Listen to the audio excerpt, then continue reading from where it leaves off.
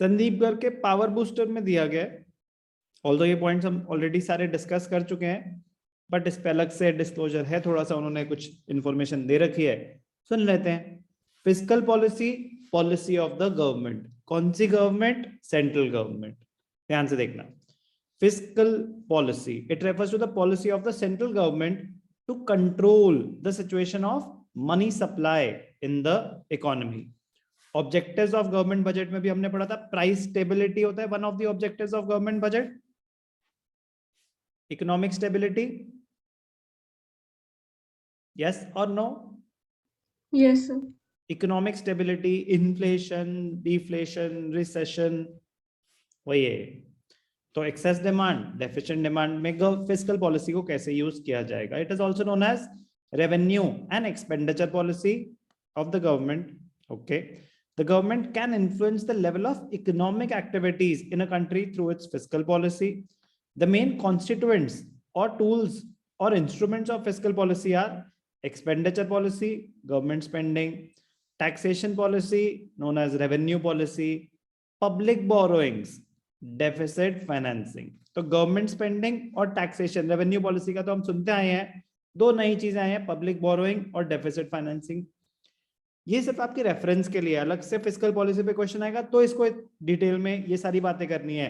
Otherwise measures to control excess demand और deficient demand में please जो गवर्नमेंट के टूल्स हैं वो सिर्फ और सिर्फ गवर्नमेंट स्पेंडिंग और टैक्सेशन ही यूज करना।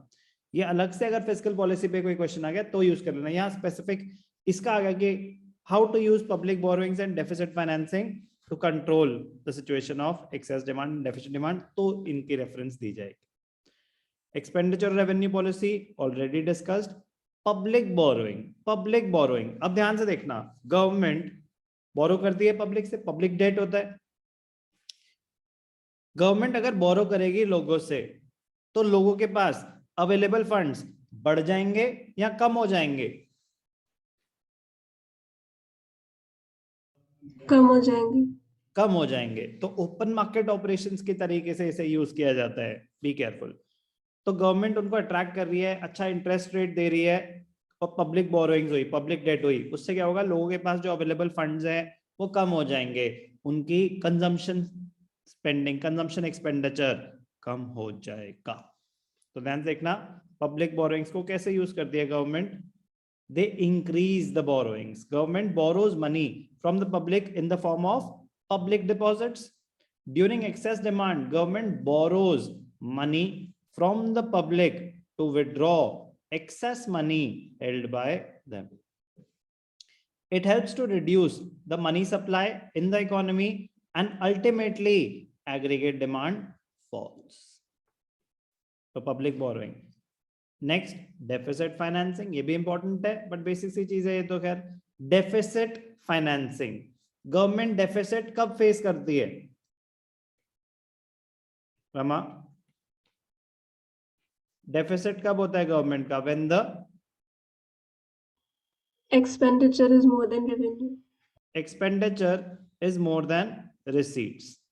तो गवर्नमेंट खर्चे ज्यादा कर रही है और कलेक्शन कम है, तो डेफिसिट हो जाएगा। अब वो डेफिसिट कहां से मीट करती है? बोरोइंग्स। तो बोरोइंग्स में उनके पास एक ऑप्शन होता है, they can borrow money from RBI, उसको कहते हैं मोनेटाइजेशन ऑफ डेट और डेफिसिट फाइनेंसिंग। गवर्नमेंट अपना डेफिसिट फाइनेंस करा रही है, किससे? आरबीआई से, by printing new currency notes. तो नए नोट छपेंगे तो मनी सप्लाई इकोनॉमी में बढ़ जाएगी या कम हो जाएगी? बढ़ जाएगा। बढ़ जाएगी।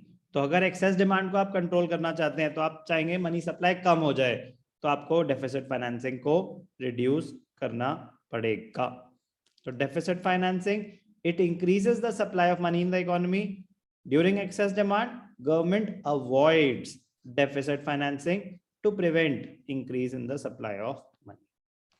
तो फिस्कल पॉलिसी के ये चार टूल्स हैं, एक्सेस डिमांड में ऐसे यूज करे तो डेफिशिएंट डिमांड में इनका ऑपोजिट हो जाएगा। गवर्नमेंट स्पेंडिंग बढ़ा दो, टैक्सेशन कम कर दो, ये तो ऑलरेडी डिस्कस्ड, काम की बातें। Public borrowing, reduce public borrowing, आप पब्लिक बोरोइंग, पब्लिक डेट ही कम कर दोगे, आप उनको ऑप्शन ही ना करें, हमें चाहिए ही नहीं, तो फिर हम क्यों आपसे पैसे ले? तो लोगों के पास अवेलेबल फंड ज्यादा रहेंगे, वो ज्यादा स्पेंड करेंगे। Deficit financing, resort to deficit financing. Government aims to increase its level of expenditure through additional doses of deficit financing. तो फिस्कल पॉलिसी में गवर्नमेंट स्पेंडिंग और टैक्सेशन तो अभी तक सुनते आए थे, how to use public borrowings and deficit financing भी कवर हो गया।